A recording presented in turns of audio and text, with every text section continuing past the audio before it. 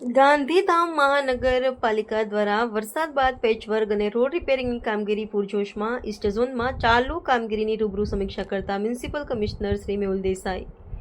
ગાંધીધામમાં વરસાદે વિરામ લેતાની સાથે જ ગાંધીધામ મહાનગરપાલિકા દ્વારા શહેરમાં તૂટેલા રોડ રસ્તાઓના સમારકામ માટે ખાસ ઝુંબેશ દરમિયાન શહેરના તમામ ઝોનમાં રોડ રસ્તામાં પેચવર્ક અને રિપેરિંગ કામગીરી કરવામાં આવી રહી છે.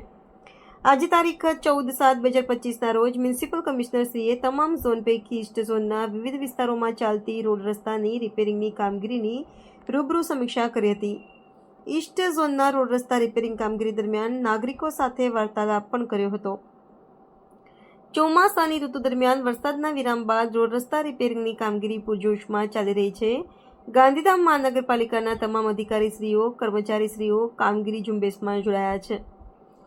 ગાંધીધામ મહાનગરપાલિકા દ્વારા બંને ઝોનમાં રોડ રસ્તા રિપેરિંગની કામગીરી દરમિયાન ઝોનના નાયબ municipal commissioner Shri, city engineer Shri સહિતના અધિકારીશ્રીઓ, કર્મચારીશ્રીઓ દ્વારા કામગીરીનું નિરીક્ષણ કરવામાં આવે છે.